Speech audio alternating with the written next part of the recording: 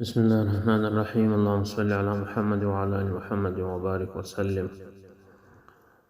رب اغفر وارحم وتجاوز عما تعلم فإنك أنت العلي الأعظم. صدق الله مولانا العلي العظيم. دا رجب د میاشتې عبادت کول یا د رجب د میاشتې چې د خدای تعالی میاشتې بولي، د دې میاشت د کال د روان کال یا د اسلامی کال د اومه میاشت ده، او په دې میاشت کې عبادت هر ورځ هر شپه ډیر ثواب لري.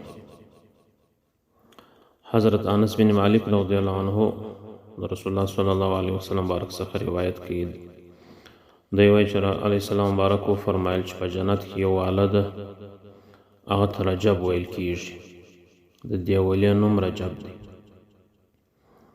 او دا چې دا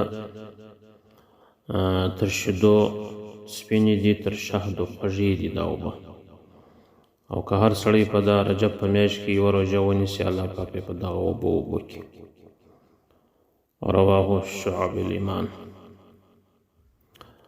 او په بل روایت کې حضرت ابو قلابه رضی الله عنه روایت کوي چې د رجب د روژهدار دپاره چې په رجب په میاشت کې، یعنې د خدای تعالی په میاشت کې روژې ونیسي، پر هر روژه باندې الله پاک په جنت کې یو محل ورته جوړوي، او د الله پاک په علم سره په جنت کې یو محل ودته تیاریږي. او کم څوک چې په دې شپه کې د رجب د میاشتې نیک عمل وکړي، پر هر نیک عمل باندې په دا میاشته کې د دې خدای تعالی د میاشتې د شپې په عبادت کې د 100 کالو نیکیو ثواب ورته نوشته کیږي.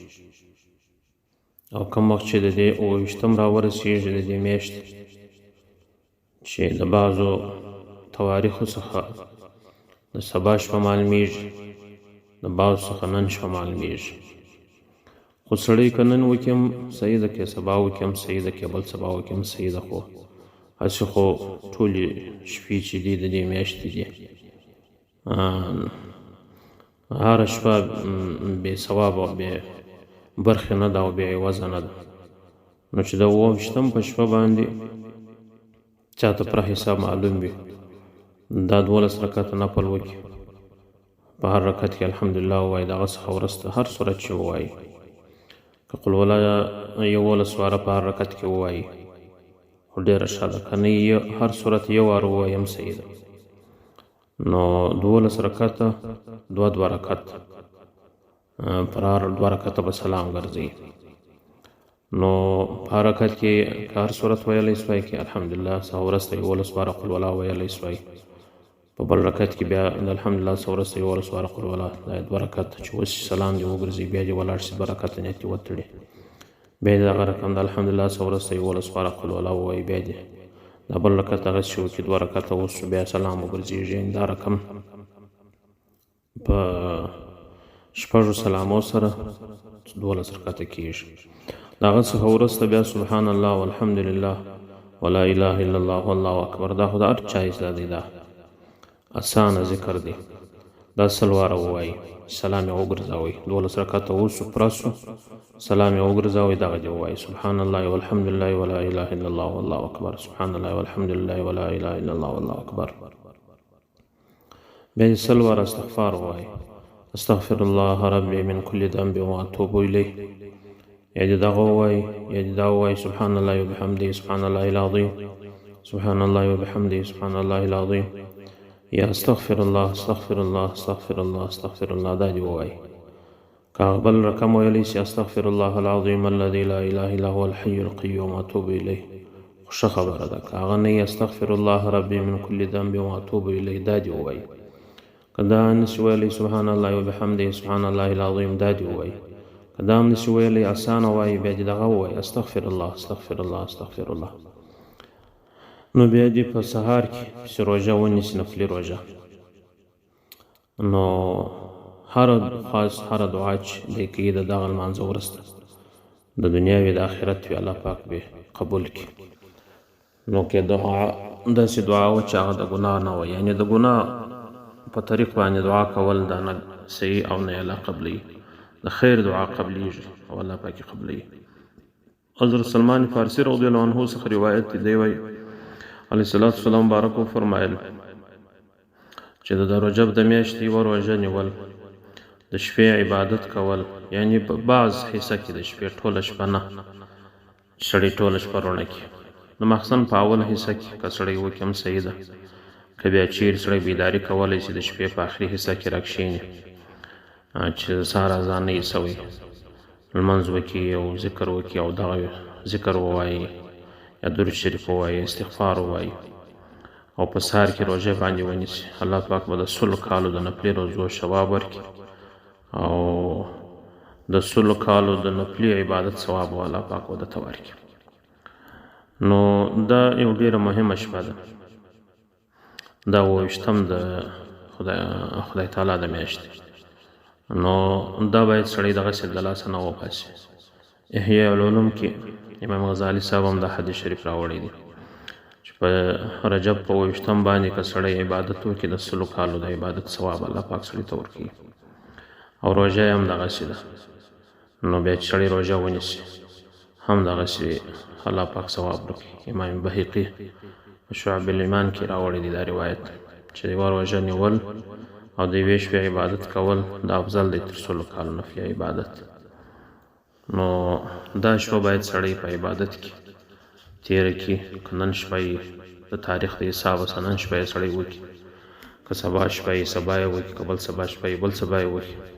او درود شریف نو بیا دغه درود شریف ډېر ثواب لري. اللهم صل علی محمد النبي الأمي وعلى آله وصحبه وسلم. اللهم صل على محمد النبي الأمي وعلى آله وصحبه وسلم. اللهم صل على محمد النبي الأمي وعلى آله وصحبه وسلم. بیا چې سجدې لمونځ یې وکړي، سجدې له دې ولاړ شي، په سجده کې دې بیا دغه تسبیح ووایي: سبوح قدوس ربنا ورب الملائکة والروح. اویا واره دې دا ووایي. درود شریف دغه درود شریف چې ما بیا ووایي د لمانځه څخه وروسته هغه 12 رکعته چې یې وکړل، یعنی که سړی هغه مخکې طریقه چې ما در وښوله هغه دې هم کولی شي، دغه دې مو وایي درود شریف: اللهم صل على محمد النبي الأمي وعلى آله وأصحابه وسلم. اویا واره دا درود شریف په ناستې ووایي، بیا دې ولاړ سجدې لره، بیا دا تسبیح ووایي: سبوح قدوس ربنا ورب الملائکة والروح. سبوح قدوس ربنا ورب الملائکة والروح. اویا واره په سجده کې دا ووایي. بیا دې چې راپورته سولو بیا دې نو د خپل ځان لپاره دعا وکړي. په هغه کې نو دغه دعا چې په اول کې ما وویل: رب اغفر وارحم وتجاوز عما تعلم فإنك أنت العلي العظيم. رب اغفر وارحم وتجاوز عما تعلم فإنك أنت العلي الأعظم. دغه دعا دې ووایي په بله سجده کې پسې: رب اغفر وارحم وتجاوز عما تعلم فإنك أنت العلي الأعظم. که دا ویلی شي یا یادولی شي، که نشي ویلی نشي یادولی نفلي لمونځ دی په کاغذ دې نوشته کې د سجدې پر ځای دې کښېږدي، ورته ګوري دي په سجده کې وایي دي، هم پروا نه لري. په نفلي لمانځه کې نوشته شي ته کتل یا د هغه څخه ویل پروا نه لري. نو مهم شی دا دی چې سړی دغه مهمې شپې، دا د فضیلت او د برکت شپې او دا د عمر شپې دي. هسې خو په هره شپه موږ ته خدای پاک د عبادت ثوابونه راکوي، هره ورځ، هر سهار، هر ماښام فضیلت لري. خو بیا هم بعضو شپو لره پر بعضو شپو فضیلت شته.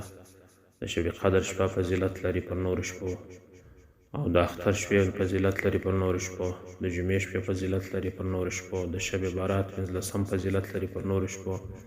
دغسې رقم دا د 28م د رجب چې خدای تعالی میاشتې بولي په پښتو، دا فضیلت لري.